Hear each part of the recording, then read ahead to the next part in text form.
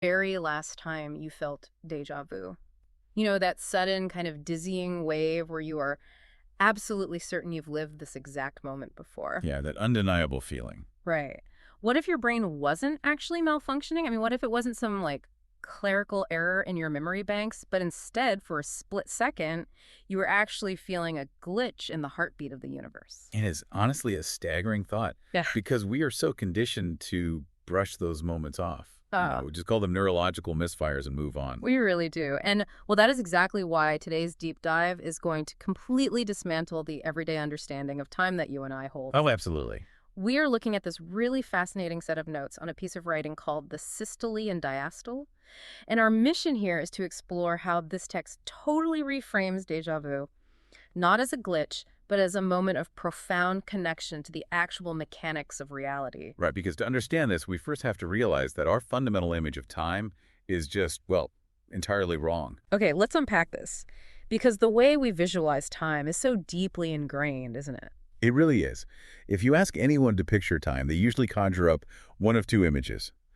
The first is fluid, right? Like a rushing river. Yeah, relentless whitewater rapids just pushing forward. Exactly. Carrying everything along in this clean, relentless current of progress. Or I guess they go mechanical. They picture this enormous, intricate grandfather clock ticking away perfectly, you know, gear catching gear, second by second. Right. It's either moving forward or stopped. Yeah. But the thing is, those metaphors really dominate our lives. And in both of those scenarios, time is uniform. It's relentless. And it only ever moves in one straight direction. Yeah. But this source text steps in and completely shatters that grandfather clock. It dries up the river. It argues that time doesn't actually flow at all. Wait, it doesn't flow. No, it pulses, Wait. like a literal living, breathing heartbeat. Wow. Okay, so before we can truly grasp the weirdness of déjà vu, we really have to look at the illusion that blinds us to it in our normal everyday lives. And the author calls this everyday illusion the systole. Right, which is a borrowed medical term, and it's quite brilliant, honestly, because in biology, the systole is the contraction phase of the heart muscle. The push. Exactly, the active, forceful push that pumps blood out into the body. And the author maps this concept onto our human experience of time. They describe this phase as the moments when life presses forward, when motion feels decisive and unstoppable. Yeah, the notes actually highlight a specific phrase from the text. It's when everything seems to move with purpose, each second building on the last. It's that pulse of forward motion. Right. And during this systole phase, we actively cultivate that illusion of the rushing river. We tell ourselves that time is a relentless current of progress. Because it feels good. Exactly. We do this because it provides immense psychological comfort. It gives us the safety of knowing exactly where ahead is. When you are in the systole of time, your plans unfold as written. Clocks tick obediently, and you can easily convince yourself that the road you are walking on is perfectly straight. I think everyone listening knows that exact feeling. To put it in everyday terms, it's like when you're having a hyper-productive Tuesday. Oh, the best kind of Tuesday. Right. You've had your coffee, you are aggressively ticking boxes off your to-do list, you hit every single green light on the commute, and you feel like you are charging down a perfectly straight highway. You feel completely in control of the narrative, just driving straight into the future. Yeah, and we are practically addicted to that straight highway. I mean, modern society demands it. For sure. But the fundamental biological truth of a heartbeat, or any pulse for that matter, is that a contraction cannot last forever. A heart that only ever pushes, a heart locked in a permanent state of systole, is a heart that inevitably fails. It would explode. Right, the push is only half of the equation. Which means there has to be an inhale, a pause that inevitably follows the beat. And the author calls this the diastole. It's this quiet that sneaks into the microscopic spaces between what just happened and what is about to happen next. Yeah, and in medical terms, the diastole is when the heart muscle relaxes. It's the expansion phase. The chamber dilates so it can fill with blood again. It's a moment of vulnerability. A necessary vulnerability. Applied to the physics of time, the author suggests that time itself has to expand. It has to rest. And it is in these still spaces, these tiny gaps in the forward momentum, that our perception of the world fundamentally changes. The text mentions that in these still spaces, something bends.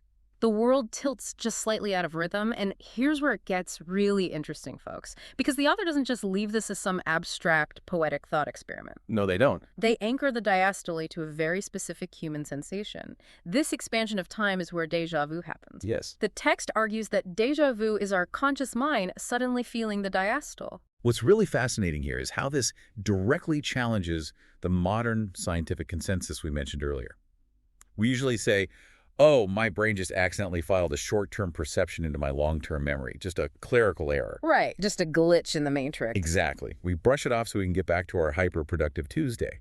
But this text elevates the experience. It asks you to consider that you are, for a split second, becoming hyper-aware of the pulsing mechanics of the universe. Okay, I'm trying to visualize how that actually works, mechanically speaking. Like, if time is pausing or expanding, why does that make me feel like I'm remembering something that's currently happening? Well, think of time's forward motion, the systole, as a filter. Under normal conditions, that forward push feeds us reality sequentially, right? One clean second at a time. It keeps the past, present, and future neatly separated. Okay, I follow. But when time hits the diastole, when it expands and that forward pressure momentarily drops, the filter slips. Oh, well. For a fraction of a second, your brain is processing the present moment, but without the barrier separating it from the past or the immediate future. The frames just overlap. So it's almost like a film projector. If the river of time is a projector running flawlessly at 24 frames per second, the diastole is when the shutter stays open just a fraction of a millisecond too long. Yes, exactly. And two frames bleed into each other, and you get this dizzying, double exposed sensation of a memory that is actively occurring. That is a perfect analogy. The strict linear sequence breaks down, and the author describes the subjective feeling of this so well. They say it's noticing the faint echo of something you've already done or said or felt. Like a fragment of a conversation at a dinner party or a specific glance across a crowded room. Right. There is a quote in the notes that I find particularly evocative, actually. It says, déjà vu is a smell, a glance, or a fragment of conversation that feels like memory wearing a new disguise. Memory wearing a new disguise. That is so good. It really captures how the illusion of the straight highway just evaporates in those moments. The text explicitly says, that's when time feels less like motion and more like orbit. An orbit, yeah. Like we aren't moving forward into the unknown at all. We are just circling something vast and completely unseen. And moving from the feeling of a pause to the actual geometric shape of time is a crucial leap in this philosophy. Because if time is a pulse, an expansion, and a contraction, it structurally cannot be a straight line. This really connects to what we saw in the secondary notes, where we start to realize that the shape of our lives is entirely different than we've been taught. Because of this circular pull, the ultimate truth is that we do not live in straight lines, we live in spirals. Yes, spirals. The author says we return over and over again to familiar crossroads, making the very same choices, just wearing different faces. The architecture of a spiral completely changes how we view repetition. I do want to push back on this a bit, though, because if you tell me that time is in orbit and I just keep arriving back at the same familiar crossroads, that sounds incredibly depressing. Sure, it can sound like a trap. Right. Does that mean we aren't actually making any progress? Is all my effort, all my learning, just a closed loop? Am I essentially a hamster on a cosmic wheel here? Well, if we connect this to the bigger picture, we have to recognize the vital geometric and philosophical difference between a closed circle and a spiral. Okay, tell me more. A closed circle is exactly what you described, a trap. It is flat, two-dimensional, and you retrace the exact same steps endlessly without any variation. But a spiral moves. It possesses depth and elevation. Like a slinky. Yeah, or think of a spiral staircase. When you walk up a spiral staircase, you complete a full 360-degree rotation. You end up looking at the exact same wall, the exact same view out the window that you saw one floor down. You have returned to the identical horizontal coordinate. Ah, I see the distinction. You are in the same spot, but your elevation has changed. You are higher up. Precisely. You revisit the familiar crossroads in life. You encounter the exact same core emotional conflicts, the same toxic relationship dynamics, the same fundamental career choices. The universe presents the same test again, dressed in new clothes, those different faces the author mentions. Right. But because it is a spiral, you are arriving at that familiar intersection with a new perspective. You had the accumulated wisdom, or perhaps the accumulated scars, of your previous orbits. That reframes repetition entirely. It isn't a punishment for failing to move forward, it's the actual mechanism of how we grow. And déjà vu in that context is that dizzying feeling of leaning over the railing of the spiral staircase, looking down the center, and seeing all the previous versions of yourself standing on this exact coordinate. Yes, and the author uses incredible imagery to describe this vertical stacking of time. They write that time is a star that flickers and turns back on itself. I love that. We usually think of stars as these permanent, burning constants, but they flicker. They have their own unstable, pulsing life cycles. We do. And the idea of time turning back on itself reinforces that we aren't leaving the past behind to be erased the way a river washes things away. The past is always coiled directly beneath us. Which brings us to a deeply personal, almost terrifying epiphany the author shares in the text. Oh, this part gave me chills. Right. They admit that for most of their life they believed in the river too. They loved the clean, relentless current of progress. They trusted the mechanical clock. Mm. But then, one day, they felt it falter. Yeah. The steady rhythm they had built their entire existence around suddenly slipped out of step. The notes say it caused a brief, terrifying beat. And I can entirely understand why that would be terrifying. If you've trusted the grandfather clock your whole life and suddenly it skips a second, you don't just think the clock needs repairs. No, you experience this profound existential vertigo. Exactly. You think reality itself is breaking. The author says they suddenly knew deep in their bones that time is a clock that skips. It is a breath that hesitates. And the implication of a hesitation changes everything about how we interact with reality. Because a machine does not hesitate. A river does not hesitate. Only something biological, only something living hesitates.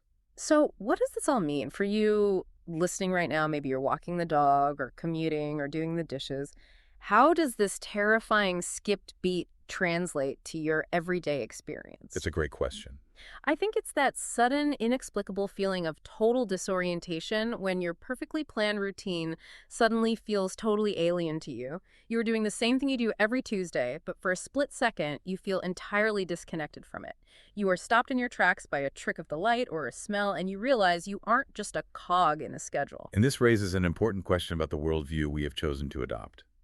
We have spent centuries, particularly since the Industrial Revolution, building a society based on Newtonian physics and machinery. Right, gears and levers. We prefer the idea of a clockwork universe because it implies total predictability and efficiency. If X happens, Y logically follows. It allows us to segment time into factory shifts and billable hours. We turned time into a resource to be extracted rather than an environment we live inside of. Exactly that. But this text strips that industrial mindset away and asks us to confront something much older. The ultimate realization in that small, impossible pause is that the rhythm of the universe was never a steady machine. It was alive. I'll be honest, when I first read the phrase, a living universe that hesitates, I found it incredibly unsettling. A machine is cold, sure, but it's reliable. The idea that the fabric of reality is breathing, that it might skip a beat or pause, feels incredibly unstable at first glance. It does require a surrender of control, doesn't it? A machine doesn't care about you, and a river will drown you without a second thought. But they act according to fixed laws. A living universe, a universe that breathes and expands and contracts, that is something you have to be in a relationship with. It implies that reality has a pulse, just like you do. And once you get past the initial shock of that instability, it actually becomes deeply beautiful. It means we aren't just gears grinding away in a cold void. It's almost like we are micro-ecosystems living inside a macroorganism. We are tiny heartbeats embedded within the great cosmic heartbeat. That is the profound shift the author's driving at. Mm. When we feel déjà vu, when we feel that spiral turning back on itself, we are momentarily syncing up with that larger respiration. We are feeling the inhale of the cosmos. Wow. Let's bring all of this together, because we've covered some massive reality-bending concepts today. If we distill this down to what you can carry with you, the core takeaway is a complete reimagining of the metaphors we use to survive our days. Yeah, paradigm shift. Time is not a rushing river that you are constantly at risk of drowning in. It isn't a mechanical clock relentlessly grinding you into dust. Time is a heartbeat. It has a systole, the active pushing forward motion where we get things done, where we drive down the straight highway. And it has a diastole, the quiet expanding pause where things settle and the filter drops. Within that biological framework, déjà vu is completely rescued from being a meaningless, frustrating glitch. It is transformed into a moment of cosmic awareness. It is you catching the universe taking a breath. It reminds you that you are walking a spiral, returning to familiar places to learn new things, rather than just marching on a linear treadmill to nowhere. So here is my challenge to you. The next time it happens, the next time you are standing in your kitchen or talking to a colleague and that weird, dizzying wave of déjà vu washes over you, do not shake your head. Let it happen. Right, do not rub your eyes and try to instantly snap back to the straight highway of your to-do list. Pause. Pay attention to it. Invite yourself to actually sit in that inhale of time for just a moment. Feel the orbit. Acknowledge that you are standing at a familiar crossroad and ask yourself what new perspective you've brought with you this time around. Because embracing that pause changes your relationship with the present moment entirely. Instead of fighting the stillness or viewing it as an interruption to your productivity, you embrace it as a necessary function of reality. It really does. And I want to leave you with one final thought to mull over, building on the mechanics we've just discussed. If time is indeed a living heartbeat, with its own natural, necessary expansions and contractions, what happens when our internal personal rhythm gets entirely out of sync with that universal pulse? That is perhaps the most urgent question we can ask about modern life. Think about the epidemic of anxiety and burnout that so many of us are dealing with right now. What if that exhaustion isn't a personal failure? What if burnout is simply the inevitable biological result of us frantically trying to swim down a straight, relentless river that doesn't actually exist? We're constantly forcing ourselves to stay in the systole. We demand endless forward motion, endless pushing, entirely ignoring the universe's demand and our own body's demand for a diastole, for a pause. It's essentially an arrhythmia. We are trying to force a contraction when the environment around us is in a state of expansion. That friction, that biological mismatch, is why we feel so perpetually exhausted. We are fighting the very mechanics of reality. The industrial mindset tells us to just paddle harder, to fix the machine. But if the universe is biological, the solution is entirely different. That's the real revelation here. The goal isn't to paddle harder or optimize the clock. The goal is simply learning to breathe in time with a living universe. Because at the end of the day, when you picture time, you don't need to picture a river you have to fight. You just need to feel your own pulse. It has been a truly illuminating exploration of these notes.